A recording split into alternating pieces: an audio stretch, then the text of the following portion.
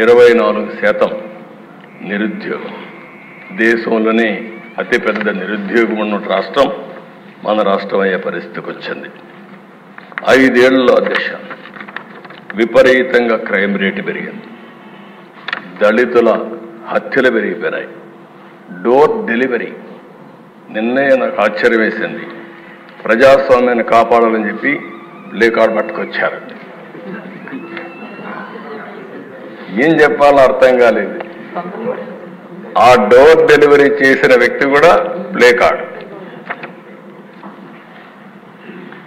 ఇంకొక పక్క దిశ ఎమ్మెల్యేల దాడులు. అబ్దుల్ సలాం ఆ కుటుంబాన్ని నేను ఇప్పుడు కూడా మర్చిపోలేకపోతున్నా. ఎంత దిశ మనిషి చనిపోవాలనుకున్నాడు, బాధలు భరించలేక. చనిపోవాలనుకుంటే వీళ్ళు మాట్లాడే మాటలిన తర్వాత నువ్వు చనిపోవాలనుకున్నా నిన్ను ప్రశాంతంగా చనిపోని నీ భార్య ఉంటుంది, గుర్తుపెట్టుకో, ఏం చేస్తాం చేసి చూపించమంటే, నేను చనిపోయిన తర్వాత నా భార్యని ఏం చేస్తారో అని ఆలోచించి భార్య భర్త ఇద్దరు చనిపోవాలని ఆలోచించుకుని ఇద్దరం చనిపోవాలని మాట్లాడుకుని అప్పుడు మళ్ళీ ఆలోచించి మనం ఇద్దరం చనిపోతే ఈ ఇద్దరు పిల్లలు అనాథలైపోతారు, ఏం చేయాలని ఆలోచించినప్పుడు కాదు నలుగురం కూడా చనిపోవాలని నిర్ణయించుకుని నలుగురు వెళ్ళి రైల్వే ట్రాక్ మీద వాళ్ళిద్దరి పిల్లల్ని కట్టేసి ఆ ట్రాక్ కింద పడి బలవంతం మరణం చేసుకున్నారంటే అధ్యక్ష ఇది సాధ్యమా? సాధ్యమే. ఎంత నిస్సహాయ స్థితి. ఈ విషయం మనం గుర్తుపెట్టుకోవాల్సిన అవసరం అది జరిగితే పరామర్శించినటువంటి ఆనాటి ముఖ్యమంత్రి నిన్న అదే పార్టీకి ఒకప్పుడు చెందిన ఇద్దరు వ్యక్తులు ఈరోజు ఒక అతను వ్యక్తిగత కారణాల వల్ల చంపితే దాన్ని రాజకీయం చేస్తూ ఢిల్లీకి పోయి ఈరోజు ఈ సభకు రాకుండా సభకు వచ్చే ధైర్యం కూడా లేదు.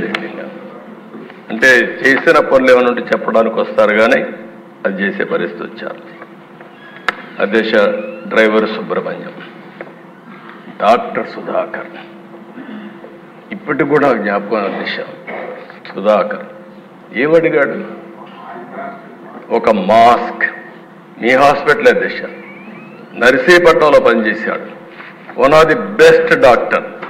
ఒకటే అడిగాడు, నేను ఎంతైనా పనిచేస్తా కానీ కరోనా భయంకరమైన వ్యాధి, ఒకవేళ వస్తే మాకు కూడా ప్రమాదం ఉంటుంది, మాస్క్ ఇవ్వండి, అప్పుడప్పుడు మార్చండి అని ఒక మాస్క్ అడిగిన నేరానికి అహంకారమైన ఈ ప్రభుత్వం వేటాడి వేటాడి పిచ్చివాణి చేసి నడి రోడ్లో చంపేసే పరిస్థితికి వచ్చారు. అది చూస్తే చాలా బాధేస్తున్న దిశ. ఒక ఓం ప్రతాప్ వీళ్ళు పెంచిన లిక్కర్ రేట్ల గురించి విమర్శించాడని నెపంతో వాణ్ణి ఏం చేశారు? ఇప్పుడు కూడా దిక్కుదిలిన పరిస్థితి, ఆత్మహత్య కింద క్రియేట్ చేసే పరిస్థితికి వచ్చారు. బాపట్ల దిశ ఆ జిల్లాలో 10వ తరగతి ఏడే అనగాన సత్యప్రసాద్ ఉన్నాడు. 10వ తరగతి చదివే బాలుడిపై అమర్నాథ్ ఆయన చేసిన పని ఏంటి అధ్యక్ష? అక్కని అవమానిస్తున్నారు, ఎకిల్ చేస్తున్నారు.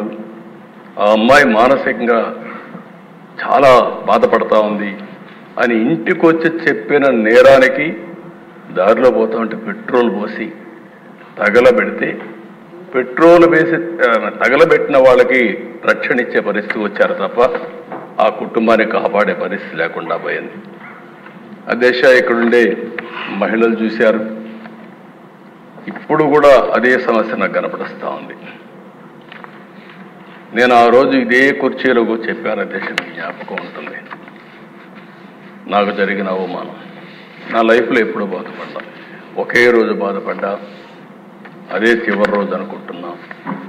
ఆ రోజు వీళ్ళు చేసిన అవమానానికి ఇది గౌరవ సభ, ఈ సభలో నేను ఉండను. గౌరవ సభ చేసిన తర్వాత మళ్ళీ క్షేత్రస్థాయిలో గెలిచి ఈ సభలో అడుగు పెడతానని ఆ రోజు